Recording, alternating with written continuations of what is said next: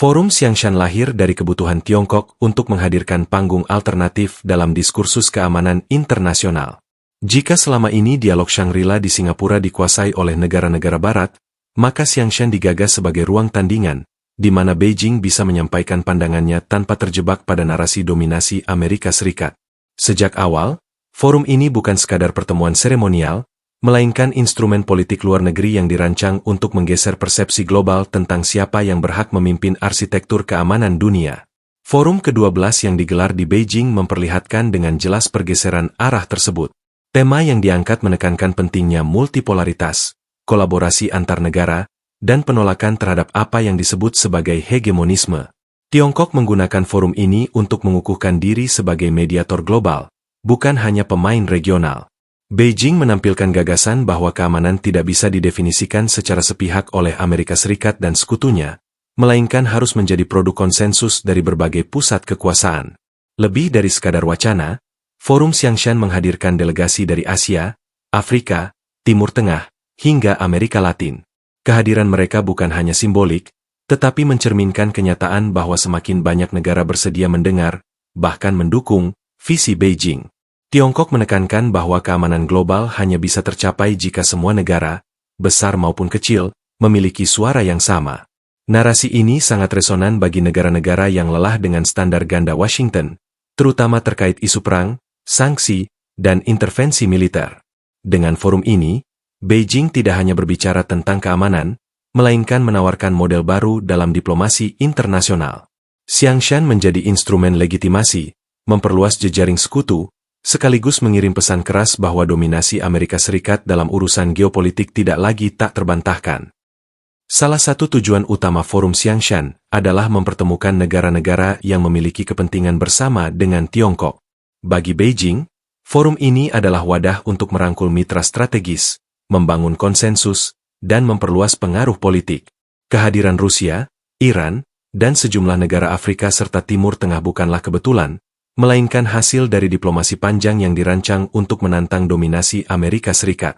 Rusia memanfaatkan forum ini untuk memperlihatkan kedekatannya dengan Beijing, terutama di tengah isolasi akibat perang di Ukraina.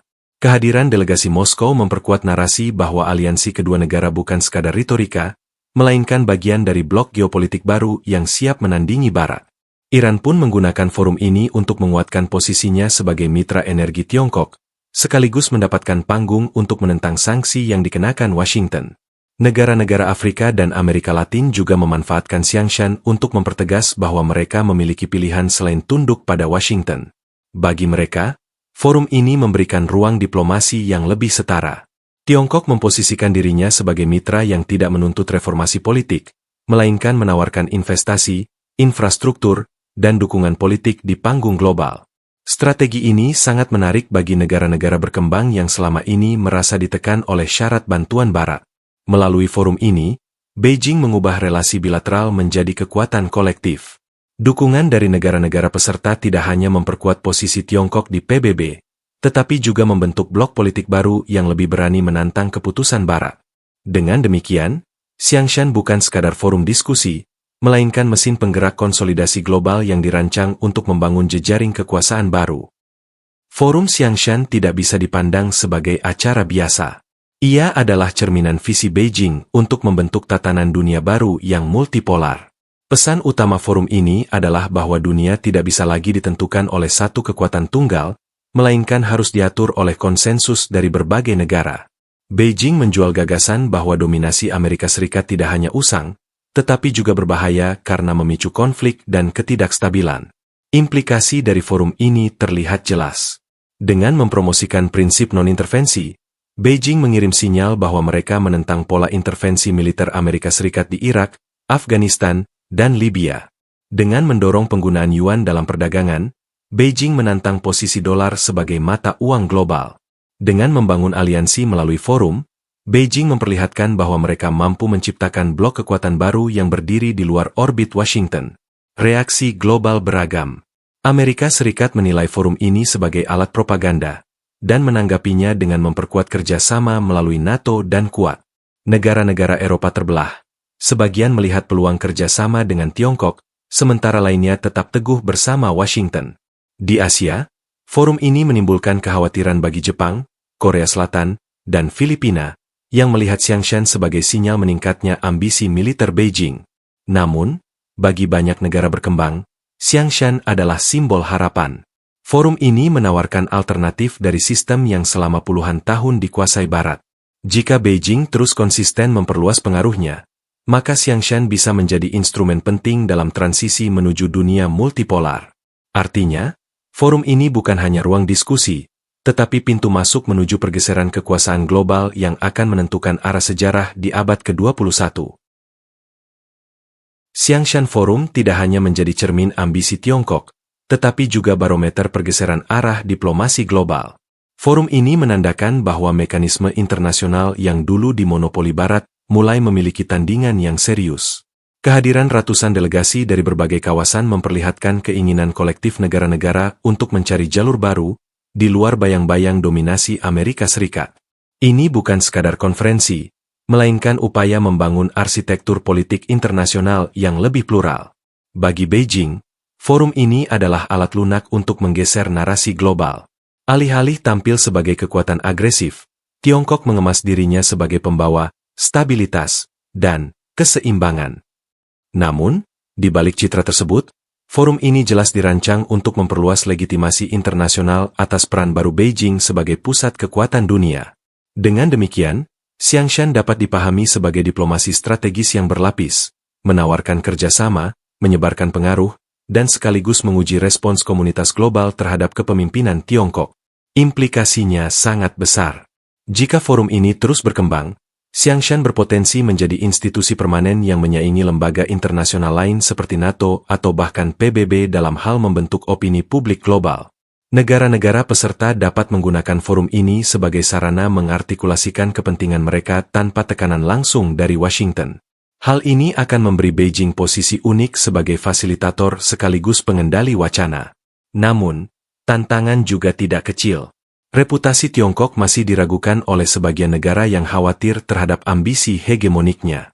Ketegangan di Laut Cina Selatan, isu Taiwan, hingga praktik ekonomi yang dianggap memicu ketergantungan menjadi bahan kritik yang sulit dihindari. Amerika Serikat akan terus memanfaatkan keraguan ini untuk membendung pengaruh Xiangshan, baik melalui aliansi militer maupun embargo teknologi. Meski demikian, arah sejarah tampaknya berpihak pada multipolaritas. Semakin banyak negara berkembang yang mencari ruang alternatif, semakin besar pula relevansi forum ini. Xiangshan Forum, jika konsisten dijalankan, bisa menjadi katalis perubahan paling signifikan dalam diplomasi global abad ke-21, menggeser dominasi lama, membuka ruang baru, dan menandai transisi menuju dunia yang lebih kompleks, di mana tidak ada satu negara pun yang bisa lagi mengklaim kepemimpinan mutlak. Meski Xiangshan Forum berhasil menjadi panggung alternatif yang memperkuat diplomasi Tiongkok, forum ini juga memiliki keterbatasan yang tidak bisa diabaikan. Pertama, legitimasi internasionalnya masih sering dipertanyakan. Berbeda dengan dialog Shangri-La yang memiliki sejarah panjang dan dukungan kuat dari negara-negara Barat, Xiangshan dianggap oleh sebagian pihak sebagai forum yang didesain sepenuhnya untuk kepentingan Beijing. Kritik ini datang terutama dari negara-negara yang khawatir bahwa forum tersebut hanyalah alat propaganda untuk memperluas pengaruh Tiongkok. Kedua, banyak negara peserta hadir karena faktor pragmatis, bukan ideologis. Negara-negara Afrika, Timur Tengah, dan Amerika Latin melihat Tiongkok sebagai sumber investasi dan bantuan. Namun hal ini tidak selalu berarti dukungan politik yang solid dalam isu-isu sensitif. Contohnya, beberapa negara masih berhati-hati dalam menyatakan posisi terkait Taiwan atau Laut Cina Selatan. Mereka tidak ingin sepenuhnya terjebak dalam orbit Beijing karena khawatir memicu ketegangan dengan Amerika Serikat atau mitra Barat lainnya. Ketiga, Xiangshan Forum belum memiliki mekanisme institusional yang kuat. Hingga kini, forum tersebut lebih banyak berfungsi sebagai ruang diskusi dan pertukaran gagasan, bukan wadah pembuat keputusan. Hal ini membatasi pengaruhnya dalam membentuk kebijakan internasional yang konkret.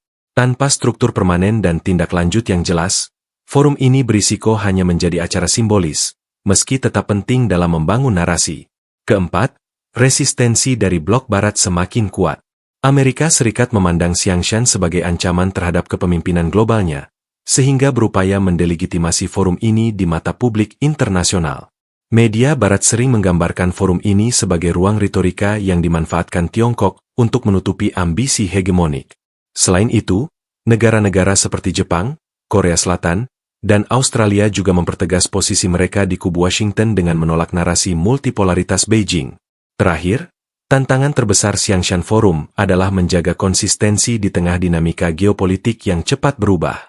Krisis global, perang, dan kompetisi ekonomi dapat menguji loyalitas negara-negara peserta.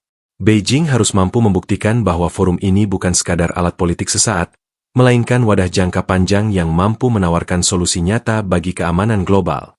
Dengan demikian, Xiangshan Forum saat ini berada di persimpangan. Apakah akan berkembang menjadi institusi internasional yang mampu menyaingi forum-forum barat, atau tetap berhenti sebagai instrumen diplomasi simbolis milik Tiongkok? Jawaban atas pertanyaan ini akan sangat menentukan arah multipolaritas di abad ke-21.